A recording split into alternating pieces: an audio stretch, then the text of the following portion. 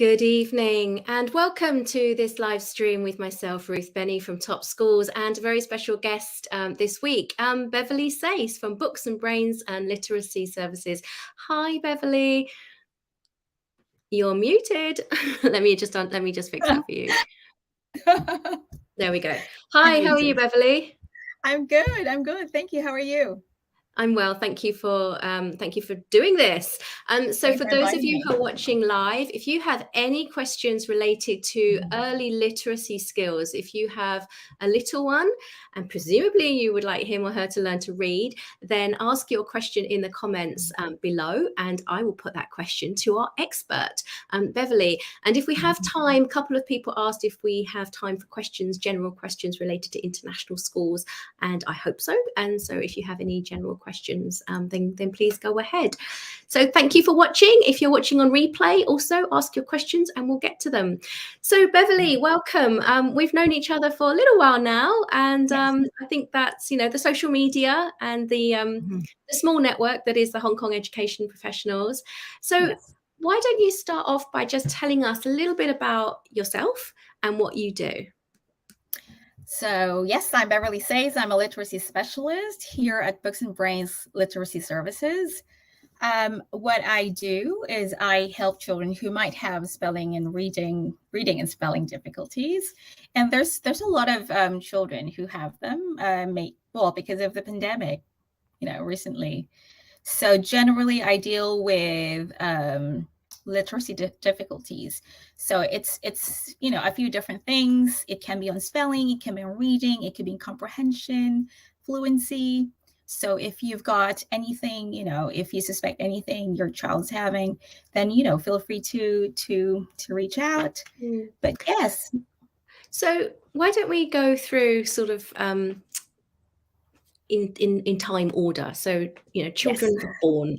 Why don't you talk us through the very, very early literacy skills and how parents, because the parents at home are watching this, and I guess they're thinking about two things. They're firstly thinking about what can we do as parents to support our children's literacy, and then also what do the schools do? Isn't that the school's job? Maybe we can talk around that a little bit. Okay. Believe it or not, literacy actually begins because literacy and language in the very beginning, they're very intertwined. So it begins when the mom's pregnant. It would be great if you expose your child to, whatever your first language is. It's good to be reading some books to the bump and make it at the same time every night. But that's something else entirely. But it helps your child, your baby, your bump, get tuned into the sounds of English very earlier on, because for children's language development, all of the sounds. So for example, English has got 44 sounds, but then, different languages have different sounds. But in the womb, all of these children, babies, actually are capable of hearing all of these sounds, but then they start to lose that capability as they grow older. So start them with English reading early, while mommy's pregnant. And then, after birth, they're going to start blabbing. It's good to focus on oral language. So even if you think they're not understanding anything, still read to them. And as they grow older, they're going to be copying you. They're going to be repeating everything that you're saying. And then we get to preschool. So K1, K2, K3, but even before they start to read and write, there's a lot of things that we can be doing. So, a lot of those rhymes, the nursery rhymes, actually help with children's literacy skills. Because, for example, if you're teaching, if you're seeing the wheels on the bus go around and around, it's actually teaching them like syllables. It's teaching them to clap by syllables. And that's actually a very important skill for children to have, especially when they start reading and spelling. So literacy really starts very early on. And oral language is very important. It's not don't just focus on the reading and the writing part. They need to be talking a lot as well. Okay, yeah, that's so interesting. Do you know what? I've had quite a few comments in the years that, why would we read to our child when our child can't read? So we'll hold that thought. Have you never had that comment? No, that's I've very heard it interesting. quite a few times. I really like what you said, read to the bump. Yes. So it's good practice as well. And you know, if you're watching this, if you have any questions for our expert Beverley on reading early literacy skills, please ask your questions in the comments below. And if you would like, Beverley mentioned that there's 44 sounds in English, and she's kindly prepared a PDF download for us, which I can send to all of you. So if you would like to receive that PDF download, just type read in the comments below, and we'll communicate with you to get that to you. So Beverley, let's talk about the sounds of, and sorry, one thing I want to ask, one very important question that I get asked a lot. You said we're talking about English reading skills, okay? It's just one of the languages that most of our parents would like their children to acquire. What if the parents themselves, if their English reading is not, or their fluency is perhaps not native, what do you recommend? I would recommend sending their children to extracurricular activities rather than language lessons.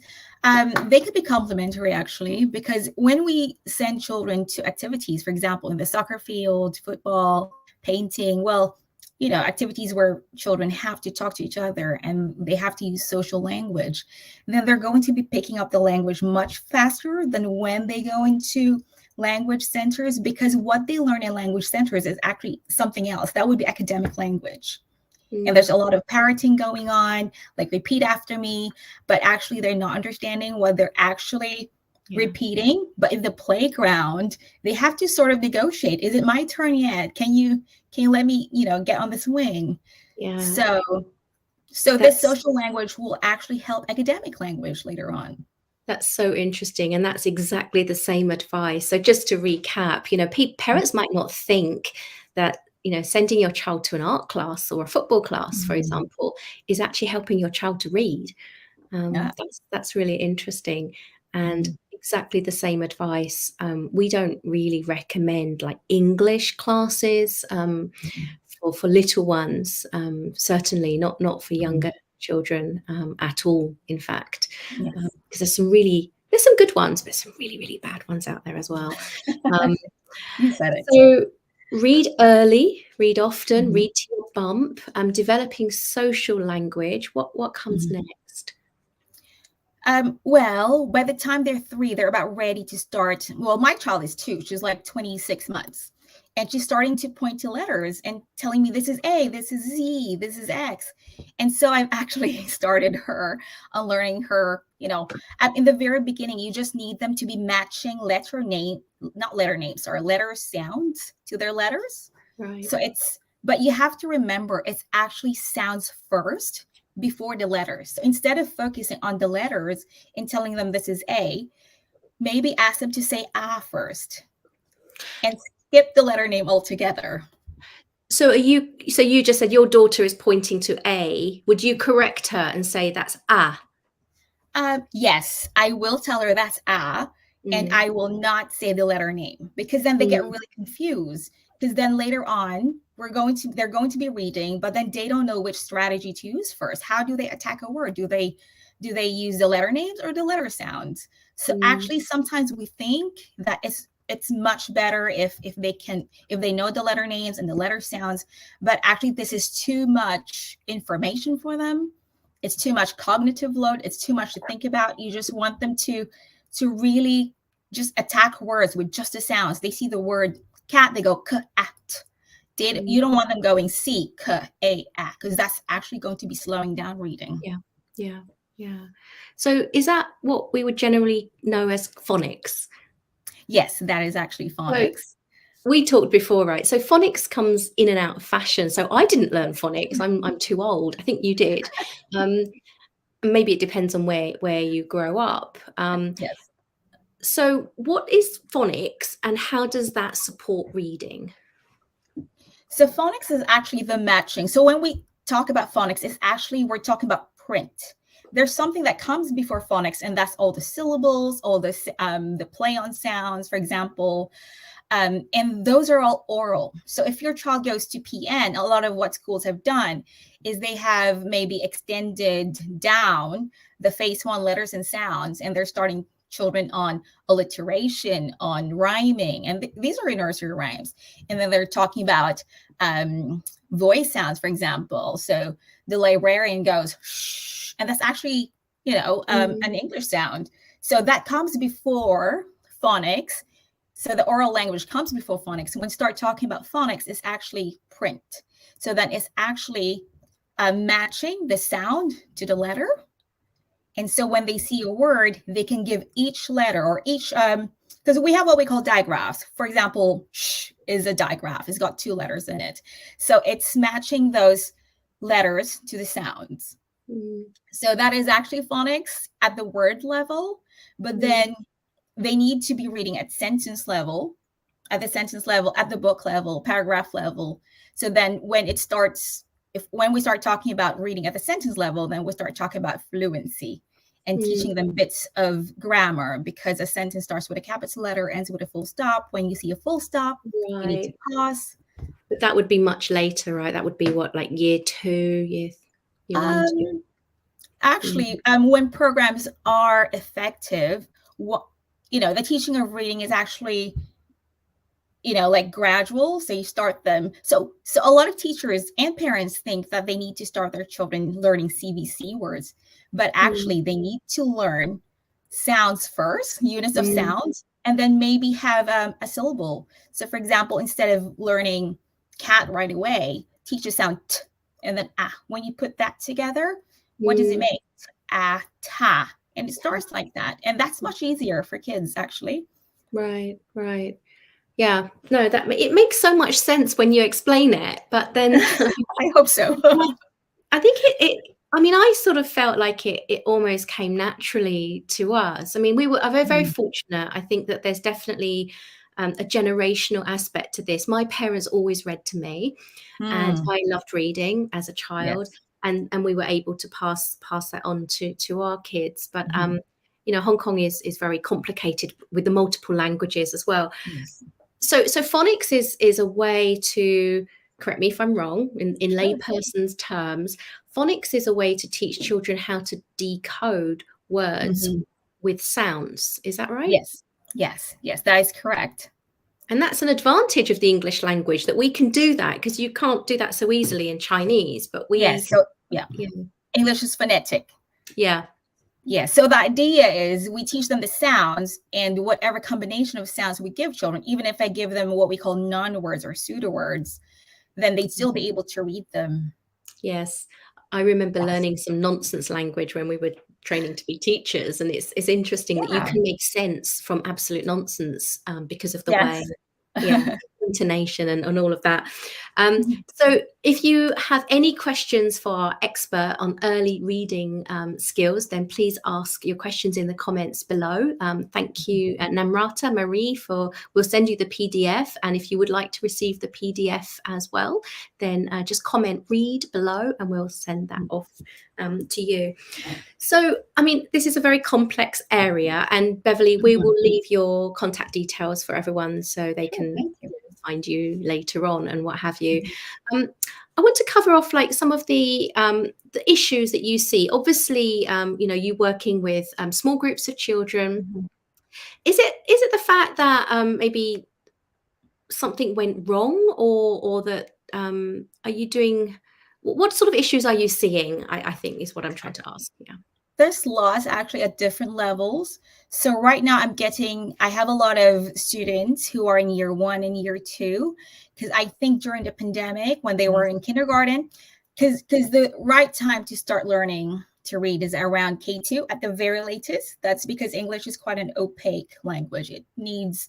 Children need to, to learn English for about 2 years before they get actually, used to the spelling system.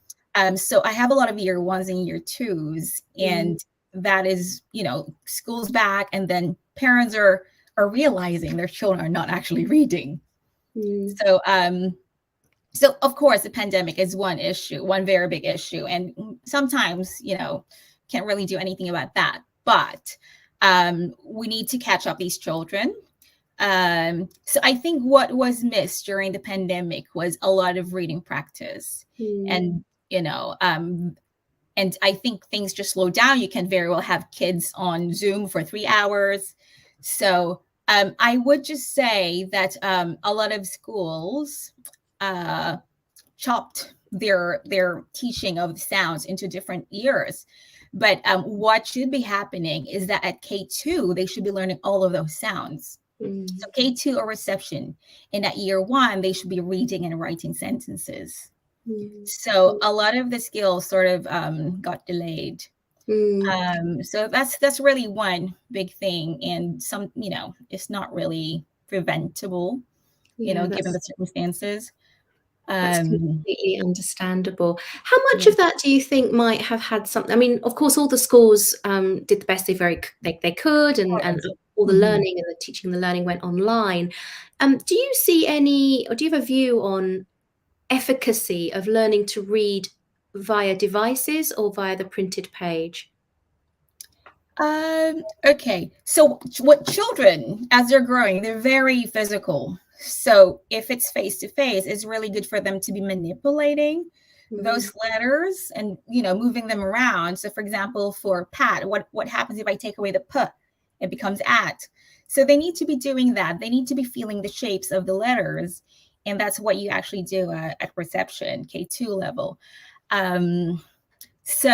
But given that, a lot of our children are on iPads, even mine included, full disclosure.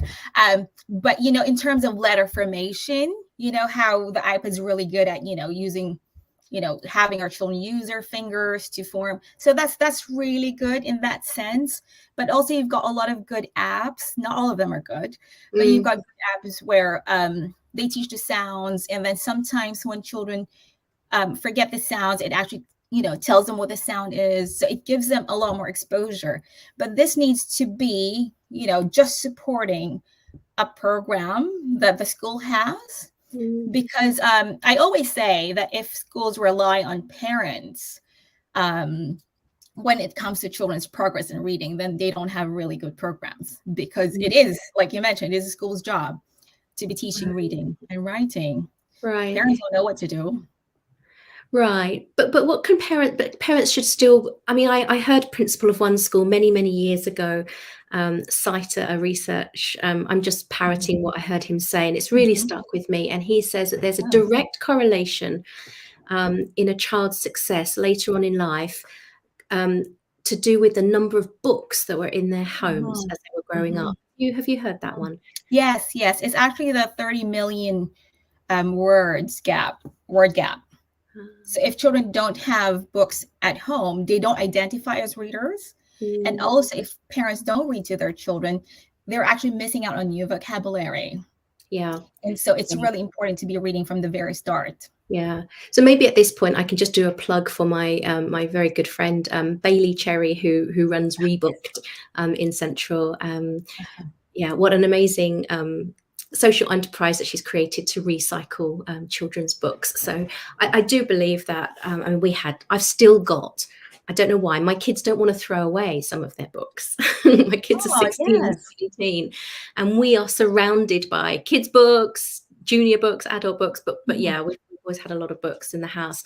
So again, I meet parents. I met a parent a couple of weeks ago who said that they actually don't have any English books at home.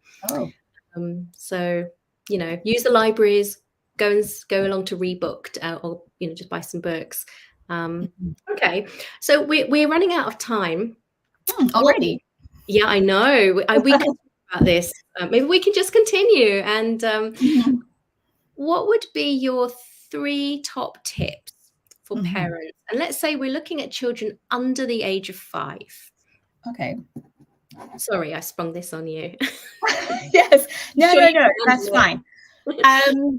3 top tips. The first one is that you have to make sure that your child starts learning to read at 4, because then it gives him or her before 4? Time. 4 years old at K2. But can you clarify, Beverley, what you mean by starting to learn to read? Because we've just talked about reading to your bump. So Oh, presumably, yes. yeah. Oh, I need to clarify that, because parents reading to their children is actually, it's read aloud. It's still oral language. You're not asking children to look at the words in the book, although sometimes you can, right? But learning to read independently is what I mean. Yes. So learning, starting their phonics, starting to not just notice letters, but also giving those letters value, like sound value, so that they can start trying to read words. Yes. So because English is so opaque, it will really take them time to learn the spelling system of English. So start at 4 at the very latest. So that's the very, very top tip that I have. Question. Sure. This is Hong Kong, and we are Hong Kong parents. So when you say 4 at the latest, what's the earliest? 2. Right. Yeah. 2.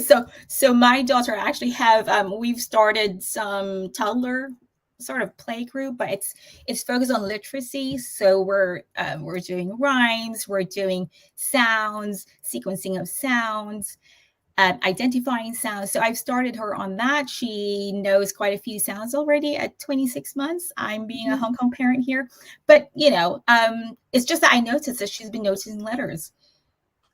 And so, I need to get her started on that. Otherwise, she's at risk of learning those letters, with their letter names. Yeah. And even if children know their letter names, those letter names are not going to help them read. So that's actually my second tip. I know some schools, they teach letter names and letter sounds, but at home, try to just, talk about words in terms of letter sounds and get them to blend those. Can I just mention something? I've got 2 clients. These 2 children, they actually went to centers, and all they were taught were sounds with no blending, with no spelling skills. And they spent a whole year in those centers. And for me, children, it's their golden window of opportunity. They need to be learning to actually read, blending, spelling. So you have to be careful when you're choosing programs. Yeah, absolutely. That's tip number 3. Yeah. That's number 3. Be careful when you're choosing programs. Yeah. Yes. Oh, I have a whole talk about this as well, because you've got different kinds of phonics programs. We can talk about that later, but mainly go for synthetic phonics programs where they teach sounds instead of chunk of words, where they rhyme, the cat sat on the mat. Your child is really not reading. She's just chanting. Yeah. Yeah. Okay. Well, maybe we can have a part 2. That's really, really helpful, Beverley. So 3 top tips. Start by 4 at the latest. Earliest is 2 years old. Don't use a phonics program that teaches the letter names, one that uses the sounds. That's called a synthetic phonics program. And the final tip is choose your centers carefully. Now, I mean, should it normally, for most children, they shouldn't need to seek additional reading support if the school is doing a good job. Is that fair to say? Yes. Okay. I agree with that. Yes. And that comes down to sometimes they just don't have enough time. Yeah. We are running out of time, but thank you, Namrata, for your question. Can you read that, Beverley? Which apps would you recommend? Do you advise teaching small letters or capital letters first? So maybe I'll answer the second question first. We want to be teaching with small letters, lowercase, because when you open a book, most of what you see is lowercase. But once they know their small letters, their lowercase letters, then we also need to sort of go back. Actually, they need to be taught at the same time, but the focus is on small letters. But then, they'll be reading sentences. So you also need to be checking that they know their capital letters. So that's the second question. For the first question, which app would you recommend? I would recommend Phonics Hero, for example. Okay. Phonics Hero. A lot of international schools use Phonics Hero. If it's for letter formation, there's ABC Pocket Phonics. Okay. So I guess I can have a list and send it to Ruth. And if you're interested, she can send those over to you. Yeah, that would be brilliant. There's quite a few good ones out there. It depends on what you're focusing on. So some of them would be on letter formation, some on blending, some on spelling. Yeah. Thank you for your question, Namrata. If you have any other questions, we're almost about to end, so get your question in now. If you have enjoyed this live stream, if you would like to get the free PDF that Beverley has kindly agreed to send to all of you, then just comment "read" in the comments below. That's the only way. Thank you. It looks beautiful. Looks like this. That's the only way that you'll get the PDF. Comment "read" below anytime after the live stream has ended, and we'll be in touch with you to arrange to get that to you. This has been so interesting, Beverley. Thank you so much. Just a wee little taster of all of the issues surrounding early literacy skills, but we'll also put your contact details in the comments, and we'll have you back, I'm sure. Thank you. So thank you for your time. Thank you so much, Beverley. Thank So you. thank you for watching live. If you've got, I've got one more question. Okay, Namrata, follow the instructions. You have to, the app list. Yes, no worries. We'll put the app list and we'll get you some info to follow up. Thank you for watching live. Thank you for watching replay. Thanks, Beverley. Thank This you, was Ruth. fun. All right, see you soon. Okay, that's all for now. Bye-bye. Bye. Bye.